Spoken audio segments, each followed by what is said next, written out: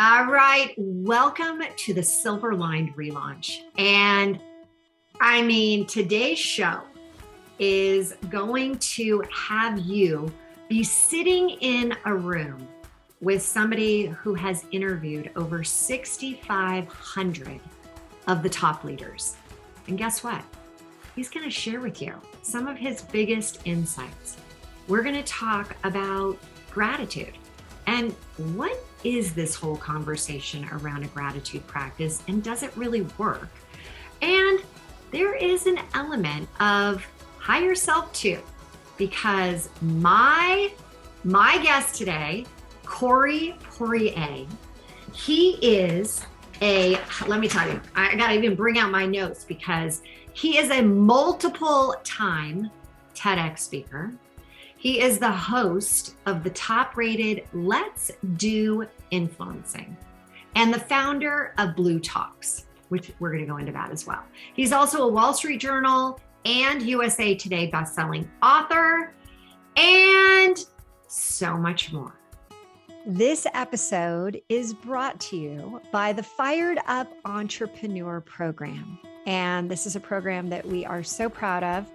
The results have been downright remarkable, and we want to invite you to get a glimpse of what it is like inside this program by inviting you to participate in the Business Boot Camp, which is a 5-day free event, and get involved with this because the pearls that we're going to be sharing each and every day are going to be the foundation for allowing you to make money, keep the money, grow the money, and strengthen not only your business, but also yourself. So please take advantage of this and join us at our next boot camp.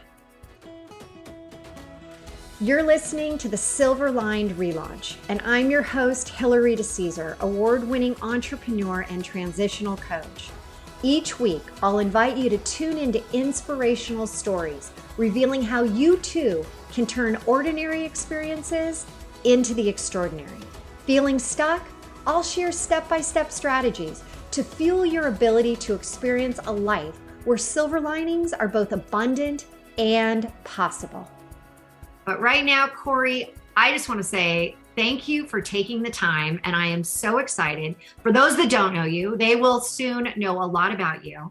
But really, I'm excited for the nuggets that I've already heard when you spoke before. And welcome to a Silver Lined Relaunch.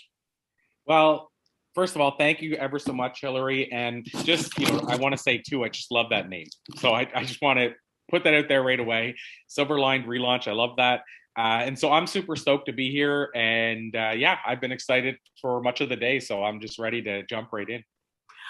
Well, again, we had the pleasure of being guest speakers on a summit. And I always love when I get an opportunity to pop in during a day summit and hear another presenter. And I was quickly taking notes. I'm like, oh, this is so good.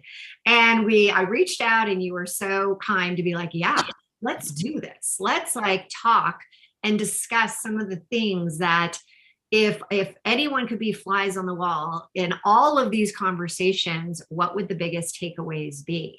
So let's just dive right in to what has been your biggest relaunch to date. Wow. So, and it's funny because I would, previous to it all happening, I would love to be a fly on the wall as well. And that's why I end up doing these interviews, is because I wanted to know what these top thought leaders that I had looked at from afar for so long knew that I didn't know. And so I just want to put that out there that it's the best thing ever, interviewing these people that have such incredible stories, life lessons, tips and tricks, and all the things. I've done about 125 now, and I feel like 6,500. You're the man. But I always look at the fact that, which I feel like we're spoiled almost, because I look at the fact that some of these people that I'm bringing on charge $60,000 for a 45-minute keynote, and I have them for an hour. And I get to ask them whatever I want. But you asked a question that I don't want to push away from, which is, for me, I think as far as relaunching, bLUtalks, which you mentioned it in passing, that for me, in a lot of ways, was a big relaunch for me. It was, it didn't relate to, it's weird, it didn't relate to COVID, but it happened right at the same timeline as COVID. So it felt like it was related to COVID, if that makes sense. Like, I heard everybody, March 2020 on, the biggest word was pivot. That was the word I heard in every interview. Oh, I've been pivoting. And I started my quote unquote pivot. Hold on, Corey. I like to say relaunch. Yes. It's a big relaunch. Yeah, and it was the global relaunch. One of my co-hosts, Elise Rothman, on our bLUtalks virtual event, she called it the global reset. But the global relaunch, it's so for me, it would be easy to say that was my relaunch was related to COVID. That would be the sexy answer. But I had started it pre-COVID by months, just months, like 6 months, where we had bLUtalks wasn't officially launched. It launched after COVID started. So anybody watching on the outside in would think, okay, he did this because of COVID. But we had filmed their first talks in September, October. Tell us a little bit before you dive in. What is a bLUtalk? Okay, so the shortest answer that I can give somebody the visual in an instant is, if you picture chicken soup and you picture TEDx and you put them together and they had a baby, we'd be the baby. So good. That's the easiest way I can describe it, because we're like spiritual TEDx talks, essentially, in a lot of ways. And I mean, if you anything as far as the mission, the vision, the strategy, nothing is the same. Like, there's no hey, we copied TEDx. It's just that it's the closest thing I can say to what we're doing, because there's not a lot of branded talks out there that have events that go to different places. And so bLUtalks, though, is more now than just that. bLUtalks is multi-platformed. And when I say that, what I mean is we have the live events, which is what started it all. So let's bring speakers together in a live event capacity. But this is what did change a lot, in a lot of ways, due to COVID, is we decided to add more elements to it. So we added a book series. So the bLUtalks anthology book series, which they're over there, but 4 of them are out now. 5th one's coming out in like 3 weeks. 6th one's coming out in the new year. And so there's the bLUtalks book series. There's the podcast, which is just dedicated to bLUtalks. So it's bLUtalks interviews and live talks, but audio. Then there's the virtual stage. Because of COVID, we decided let's do virtual as well. And our first virtual event had over 40,000 viewers. So we said, okay, this needs to be done. And then now, even on top of that, it's become a lot of other things. Like, we write a column for a magazine, but it's also things like awards. I wanted to have an awards thing. So in 2022, early in the year, we'll be launching a bLUtalks Awards, our first annual. We're also doing like a Huffington Post type website where everybody in bLUtalks can submit their articles. And then, of course, Corey, let me ask you, when we talk about massive relaunch, like most significant, why launching this out of all the things that you've done? Why are you saying this is the most significant? Because there's a couple of reasons to that, but I feel like the reason it's the biggest relaunch is because of where I was when I decided to do it. So it's more related to my life personally than it is how big it is in size compared to another thing. Now, the company, bLUtalks as a company, has been very profitable. Like, it's done quite well. And especially considering we're only just over 12 months old. And if I told you that, not the numbers alone, but the statistics of all the things that have happened with bLUtalks, like where we're airing, like on Connect TV and Apple TV and Roku and all these places, that seems fairly wild, and it would make it seem like the biggest relaunch.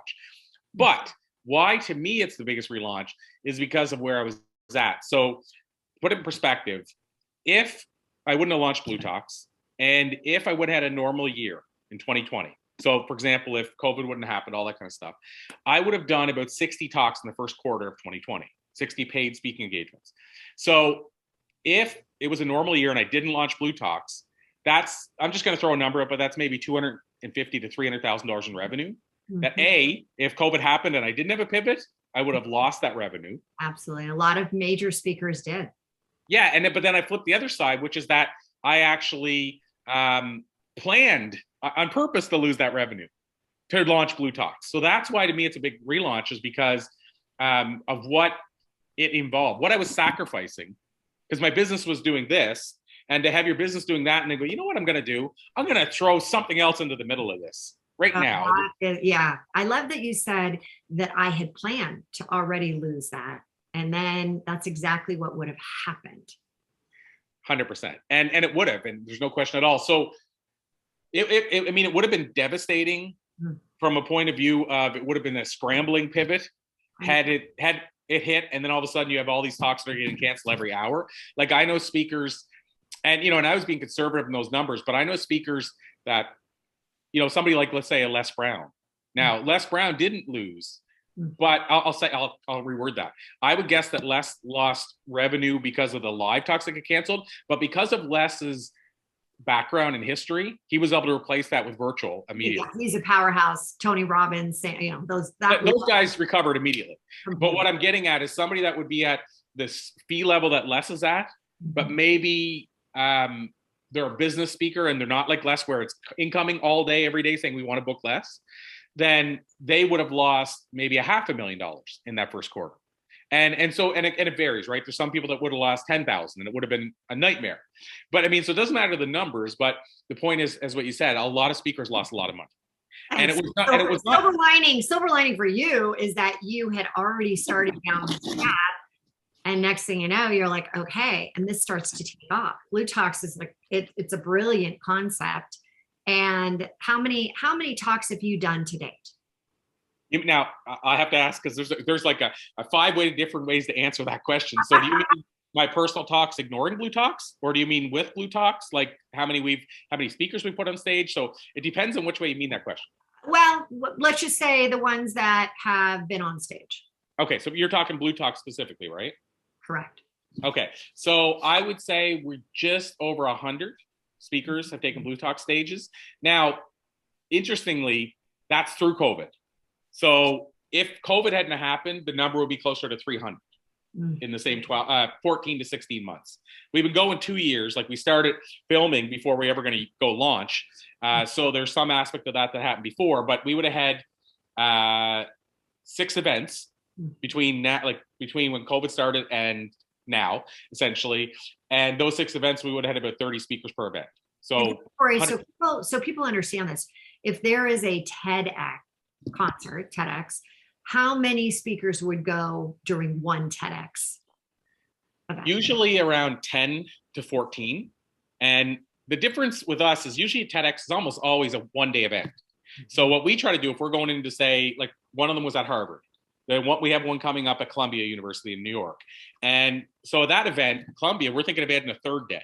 So we can have 10 to 12 speakers a day. So we have at least already 25 booked. And we may add another 10. So we might have 35 speakers in one weekend or 1 3-day period. So that's where those numbers come in. But normally at a one-off 1-day event, you would have 10 to 12 speakers. Now, also you got to remember TEDx, each event's organized independently, and there's thousands of TEDx's. Sure. So it would be tough for them to do 2 and 3-day events is what I'm getting at. But yeah, so that's that. And so what we're trying to do, because I hate the word content, because we all just use that word now, like it's instead of like, it's almost like a number, but for lack of a better word to say, we need content as a distributor with the stuff. So it makes sense if we have the 30 speakers to do 30 at one time, because we're bringing in sound people for that weekend. We're bringing in videographers. We're getting everybody lined up anyway. If we can do 2 or 3 days of filming, it's better for us.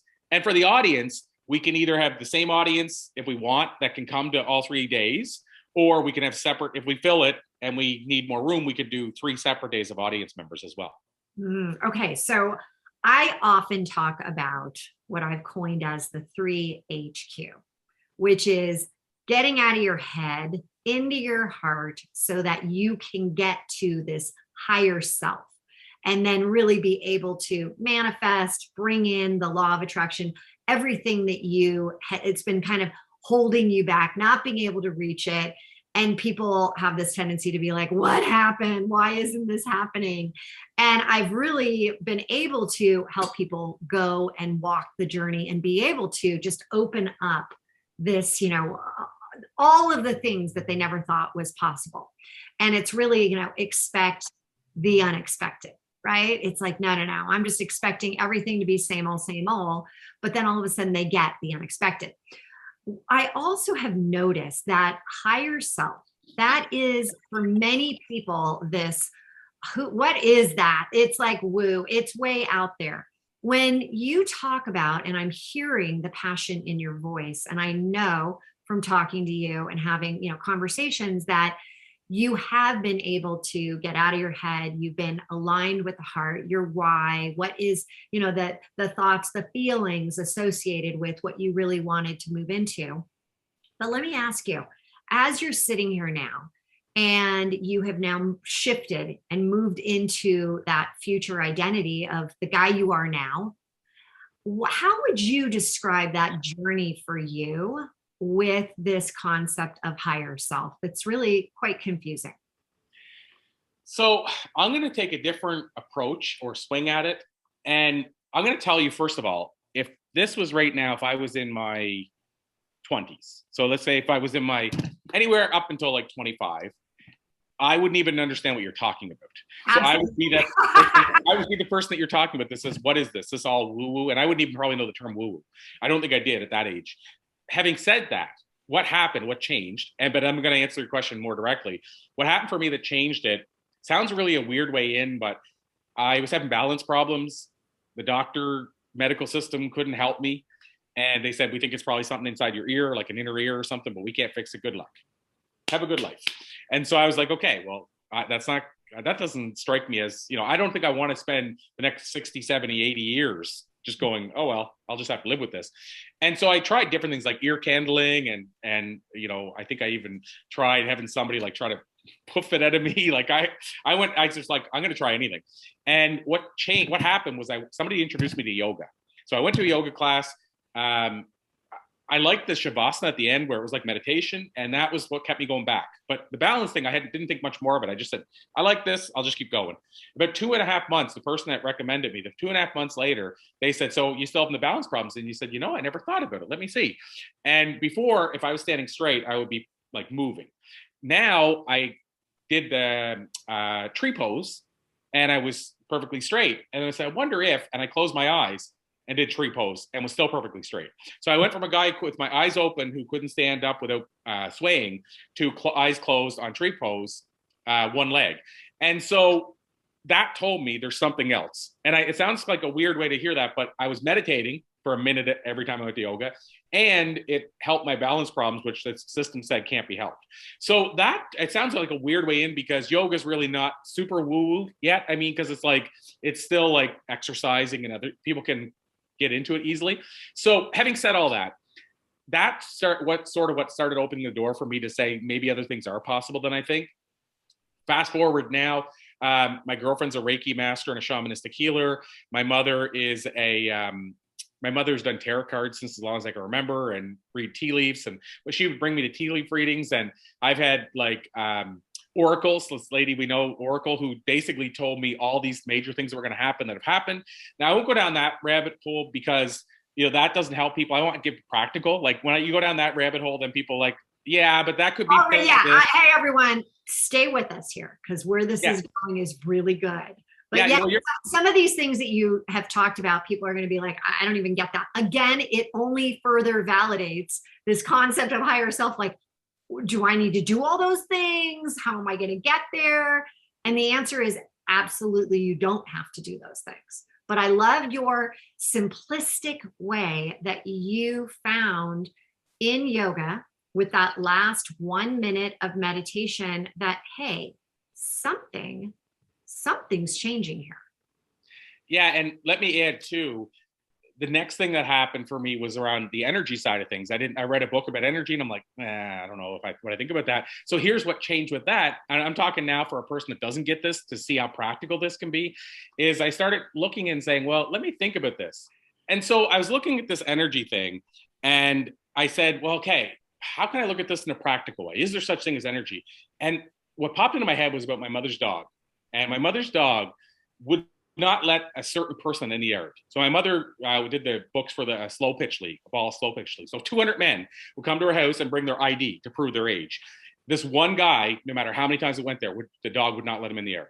Everybody else, she'd wag her tail and they'd pet her and everything.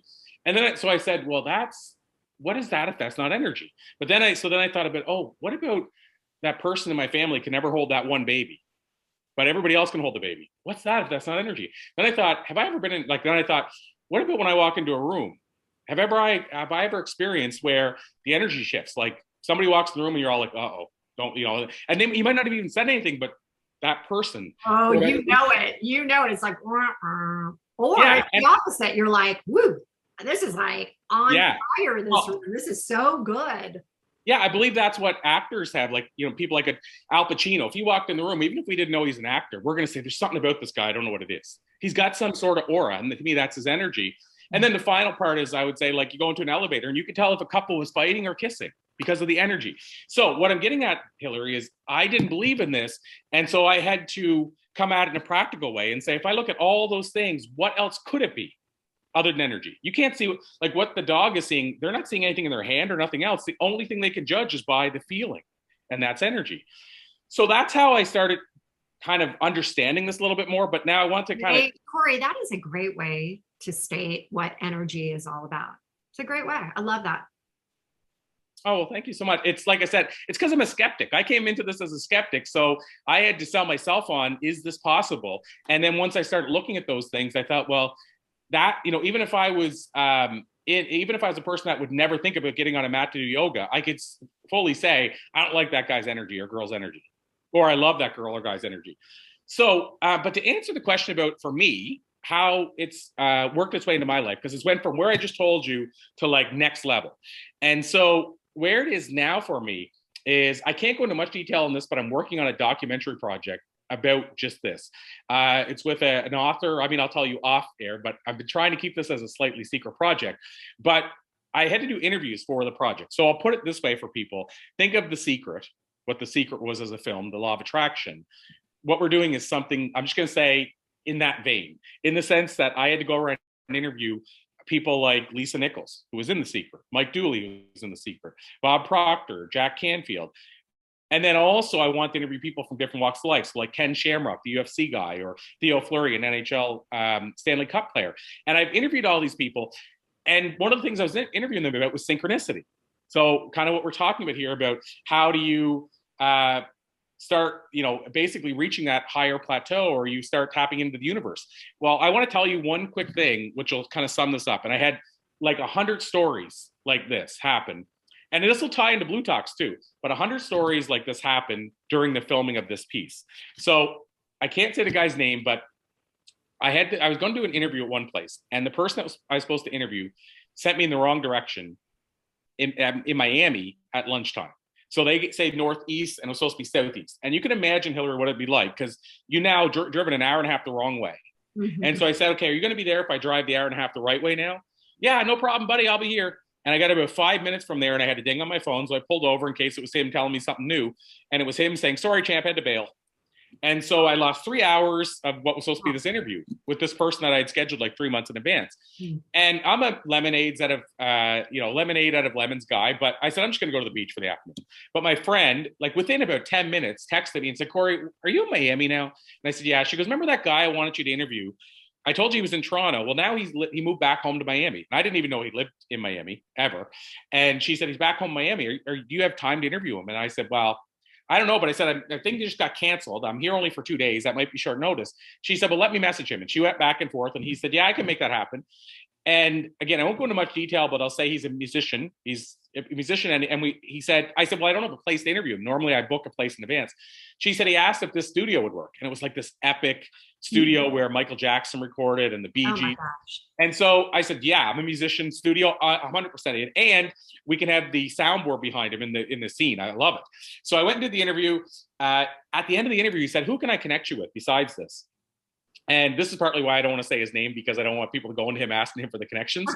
But he said, who can I connect you with? And I said, dude, we just met. I don't want to abuse that relationship. And he goes, no, just tell me who I can. And I said, no, I don't want to do that. I said, here's an idea. If somebody comes to your mind, text me later, and then we'll see what happens. So he messaged me before I got to the hotel, and he said, how about Bob Proctor, Les Brown, and Emmanuel Jal? And Emmanuel Jal is a hip hop artist who was a child soldier, amazing story. And I said, yeah, that'll work. And he connected me with all three, and it was lined up within about an hour, all three of them. My point of this whole story, Hillary, and I don't know if people saw as I was painting the story, the point of this whole story is, had that first interview happened, none of the rest would have. None of it. And by the way, this is one story out of 100 things like that happened. And so if you think about that, I only filmed for about 2 months. and to have countless things like that happen. That type of thing should only happen once in your lifetime. If it's only such thing as a coincidence and there's nothing beyond that, then that's a coincidence. There should only be one coincidence like that, in at least a year. Well, it goes back to what we discussed. It's the unexpected, right? You expected one thing and that didn't work out. And it was, detachment. You're like, hey, let me go to the beach. And instead, you got the unexpected because you were open to it, and it ended up being like 3 more interviews that you would have really been challenged to try to figure out how to connect in that short amount of time. That is awesome. That is so great. Well, and just to give you one last super quick thing, I'll finish this really quick, but I'll say with bLUtalks, I said I would circle it back since we were talking about bLUtalks. I just wrote an article. I forget what I titled it, but something to the effect of the power of manifestation, or are you a manifestor, or something like that. And I shared the story again. These are all practical stories for me because that's the only way I can work at them. But here's an example. I did a talk in Western Canada. Person at the talk asked me if I'd speak at her event that weekend. Normally I wouldn't have. There's a whole story as to why, but normally I wouldn't have been able to make it work. Anyway, I went and spoke there that weekend. At the end, a lady came up to me and just we were chatting. And I told her about a project, this documentary I was working on, which had nothing to do with the day while I was there. And she said, oh my God, my son is in Hollywood and he would love to talk to you about this. And so she said, can you talk to me for like 10 minutes? I said, sure. So we went behind the kind of scenes and talked to her about 10 minutes. She connected me with her son. Her son owns a Hollywood network, almost like a TV network. And bLUtalks is now on that network. And that's allowed us to stream across various different platforms we would probably have never reached. We're also, season 1 is on IMDb, the Internet Movie Database. So now some of our bLUtalks speakers have the same kind of profile as George Clooney and Brad Pitt and Julia Roberts. And all of that happened because of that meeting at an event I wasn't supposed to be at. And because a person approached me and because we agreed to, we were flexible and sat down and talked. And your energy was in the right place. And you were already living from that specific identity of being able to, hey, this is what I'm creating right now. Universe, let me know who I need to be interviewing, connecting with. I think it's absolutely great. Now, one thing I do want to talk about quickly here before we wrap up is you've had a lot of even the synchronicity types of events that have happened. And you're right now in such an amazing place, and the growth of your business and in your personal relationship, as we talked about off the show. Can you help me understand, how are you right now when things are just coming at you so quickly? How are you putting in place some type, or do you have a gratitude practice? Yeah, so my girlfriend and I have a gratitude practice that she brought to me, which again, synchronicity, maybe. Our whole backstory of how we get together is a huge synchronicity story. And we hear that a lot, but it's pretty mind blowing. And by the way, she's the person that convinced me to interview the person that I'm now working on that documentary project with. So, and it just goes, it's crazy. And you and I are both like, yes, of course this would happen. But others are like, oh, I want to get me some of that manifestation. This is how you're doing it. Listen to what we're saying. It's so great. Okay. Well, I'll answer that and give you a strategy at the same time for those that are listening saying, how can I bring more of this into my life? Another friend of mine, people might know his book. It's called The Celestine Prophecy. James Redfield's the author. And what James talks about in the book is he makes the case for you need to be aware of them. Just like when you see a car, when you buy a car, you see it everywhere. If you notice these synchronicities and tap into them, you'll start getting more and more of them in your life. And so what I started doing because of that is I started a synchronicity journal. So every time I have one of these things we're talking about, I write it down. And what I feel that does is it makes me more aware of them. So I get more of them. They're happening anyway, but I notice them now. And so I don't know what they mean. So that's another thing too. I don't know what they mean sometimes that I don't have to. I went to visit a friend the other day I hadn't seen in years. I hadn't seen her dog in years either. And her dog's name is Bella. Next day, we go to my girlfriend's brother's house. His dog's name is Bella. Third day, that was a Saturday, Sunday. Monday, I'm on it with a client and her dog's barking. I said, let me talk to your dog and maybe, I can help her settle down. What's her name? Bella. Saturday, Sunday, Monday. I don't know what that means. Maybe it just means I'm on the right path. I don't have to know, but I still marked it Because down. maybe you need a dog and you need to name him Bella or My Bella. girlfriend said that actually. That she said those exact words. Or she said either maybe we have to get a dog named Bella, or you're going to meet somebody who's going to be that next person that brings you to the next stage, whose name is Bella. Mm-hmm. You know, something like that. Never know. Expect the unexpected. You don't know, but you're open to it with this synchronicity concept. I think you got to be open to it, and I think you have to actually notice when they're happening. And here, so you talked about gratitude, which I'm going to give you my exercise. But you talked about gratitude. I think that's another thing. You have to be grateful for them. The universe likes that. Like, in other words, when I write it down and then say thank you, like, that's awesome. I can't believe this happened today. Yo, you want more of that then? I don't know if it works that way, but that's how I feel. You want more of that? That's then? Okay. The way I feel too. I go to bed and I'm like, let me tell you how grateful I am on all these things. Let me tell you, you know, the greatness that came. And I go to bed thinking about those things. 100%. So when people say what's practical that you can do, like not just kind of, oh my gosh, you know, I got to put a vision board up and then think about it every day. And then I'll have a motorbike that I wished for in my yard with a ribbon on it. I don't think it works like that, because that's, you know, we've seen a lot of people talk about how if you just think about it, the universe has to give it to you. But I think the universe gives you what you need, not what you want. Mm-hmm. So in other words, it's not going to give you the motorbike with a ribbon just because you say I want a motorbike with a ribbon. But I interviewed a guy named Dr. Greg Reed, just to give him a shout out. He's done stuff with the Napoleon Hill Foundation. He's was part of Think and Grow Rich, the documentary. And you know, Greg gave a great example. He said, people say, oh, I want $100. Please give me $100. And then he said somebody will show up later that day or the next day with a whole truck of cans. Say, do you want these cans? You can bring them to the recycling thing. There's probably $200 there, $150, and say, no, I'm not going to do that. I'm not going to pick up all those cans. And the universe goes, oh, I guess you didn't want your $100 then. So you have to be prepared that it might not show up the way you want to. So I still give you what you need, not necessarily, or gives you what you need, not what you necessarily want. That is no doubt. I see that all the time. It knows better than we do. I believe that. It turns down something worse so it can give me something better.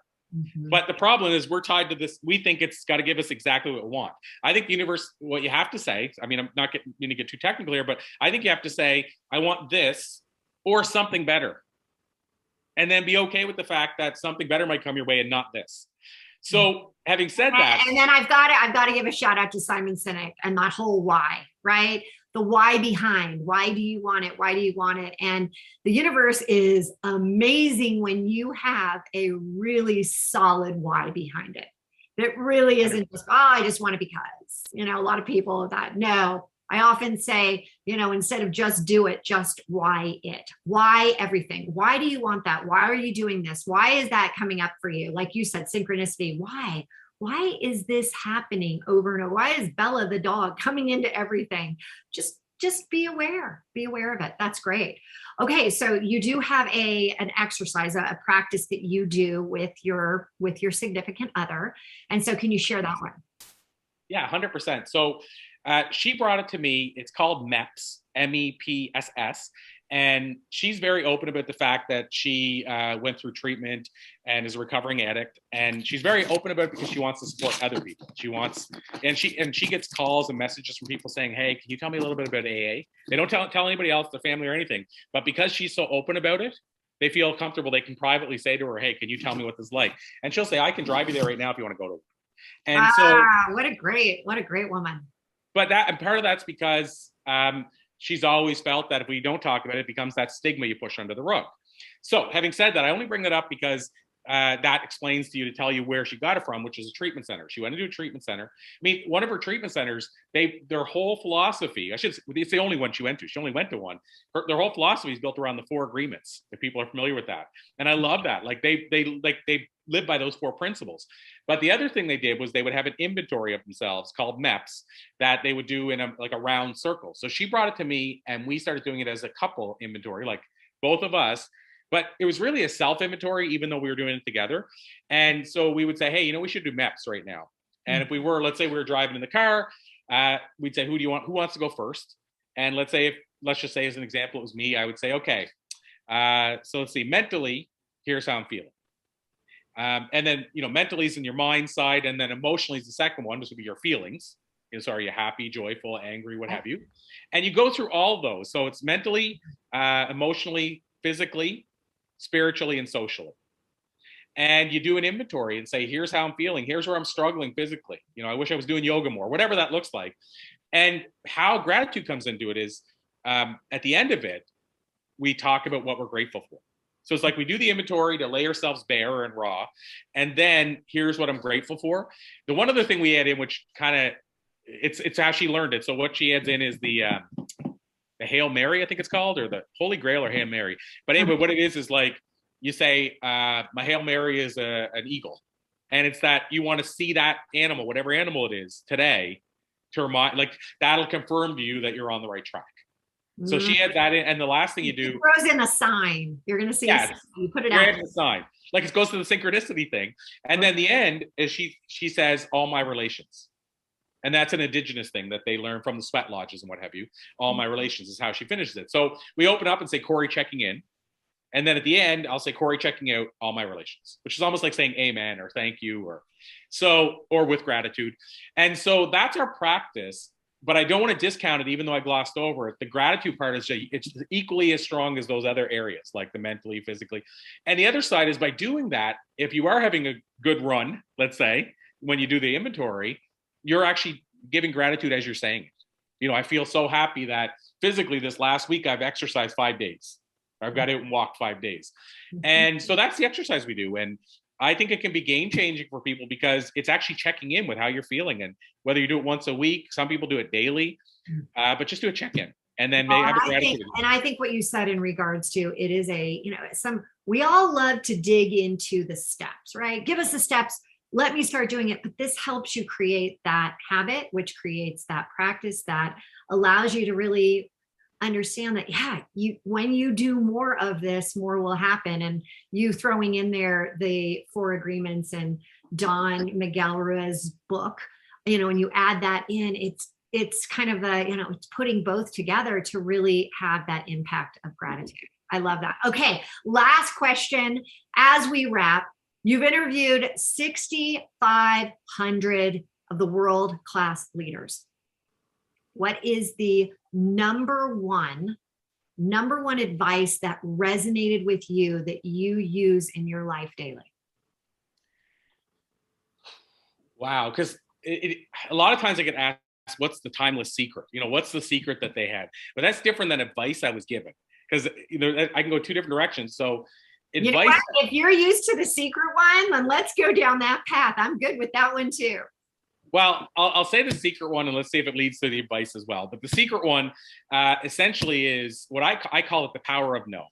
And so what the secret was, which again could be construed as advice as well, is I've discovered that the highest of achievers, and none of us like to hear this because we all want to be yes people, but the highest of achievers say no on average upwards of 100 times more than the average person. So most of us want to say yes. Actually, Richard Branson had this quote one time. It said, say yes to everything and figure out how to do it later. And it bothered me because I did all these interviews and these people were all saying no more. And then finally somebody showed me the full real Richard Branson quote, which helped me a bit. He said, say yes to all the things you want to do and figure out how to do them later. He didn't say yes to do everything. But I grew up in a small town. We only take a little bit of that one. That's not, I agree. We got to find out the real meat behind that. Well, Richard Branson has 200 some companies, and I'm pretty confident in saying the dude's not working the front desk of 200 some companies. He's not saying yes to everything. And so, and I mean, you and I, we could try to reach Richard Branson right now and get him on a phone, and chances are we're not going to. That tells me he's not saying yes to everything, because he's saying no to us by not saying, yeah, jump on the call. But people, this is how powerful this is. People that have numerous staff actually have people on their staff to veto stuff and say no for them that they don't even know happened, because some of them would say yes otherwise. There's a lot of high achieving influencers who know they would say yes to a lot of things that would take them off path, but they have people in place to make sure they don't even know about the no. How crazy is that? But they're willing to invest in that. And so what I've discovered out of that, Hillary, though, is we need to start learning how to say no before we have to start saying no. Because it's a lot easier when you're not under pressure and you just can't take anything on, and then you're just, oh, sorry, I can't, and you're lashing out. It's a lot better to do it as a strategic approach before you need to. And so I'll one up this and say, saying no and understanding how to say no to the right things all the, saying no to the right things that won't move the needle so that you can say yes to the few things that will is crucial. So how do you do that? Here's the bonus. The bonus is what I did was I basically put together a mission statement.